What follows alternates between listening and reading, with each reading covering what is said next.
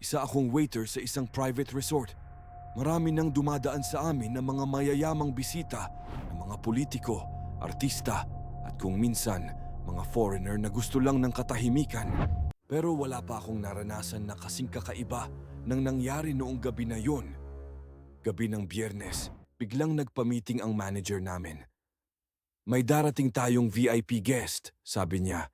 Ayaw niyang makilala o makita ng kahit sino. Gusto niyang lahat ng utos niya sa telepono lang dadaan.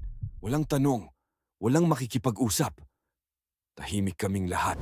Sanay kami sa mga espesyal na bisita, pero yung walang gustong magpakita. Yon ang unang beses. Room 707, sabi ng manager. Ihandaan niyo lahat. Pera ang ibabayad, doble sa karaniwan.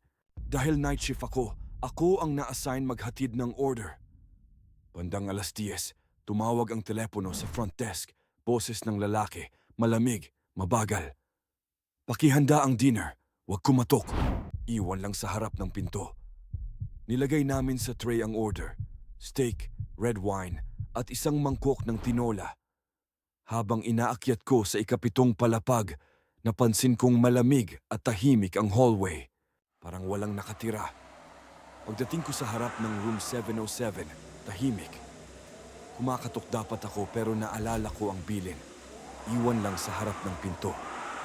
Pagkatalikod ko, narinig kong bumukas ng bahagya ang pinto. Sumilip ako ng konti, pero walang tao. Walang kamay na humawak sa pinto. At paglingon ko sa tray, wala na.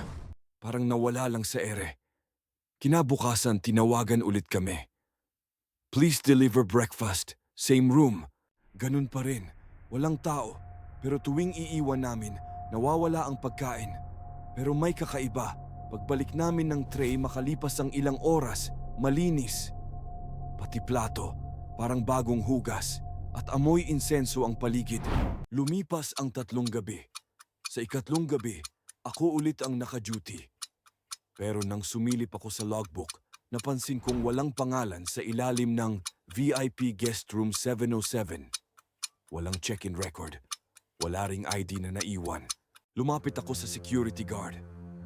Kuya, sino ba talaga yung guest sa 707? Wala namang guest dyan, iho. Sarado na yung kwarto mula noong 2019. Naaksidente kasi yung dating guest dyan, Senator Rao, namatay sa stroke habang kumakain ng dinner. Parang biglang lumamig ang paligid. Pero kuya, sabi ko, may tumatawag gabi-gabi. May umuorder ng pagkain. Napatingin lang siya sa akin at ngumiti ng pilit. Basta kapag tumawag ulit, huwag niyong sagutin. Pero hindi ako nakinig. Kinagabihan, tumawag ulit ang telepono. Parehong boses, mabagal, malalim. Pakidala ulit ng steak at huwag mong kalimutan ng red wine. Malamig dito. Nanginginig ang kamay ko pero sumunod ako. Pagdating sa ikapitong palapag, mas malamig pa kaysa karaniwan. Parang may aircon kahit patay lahat ng ilaw.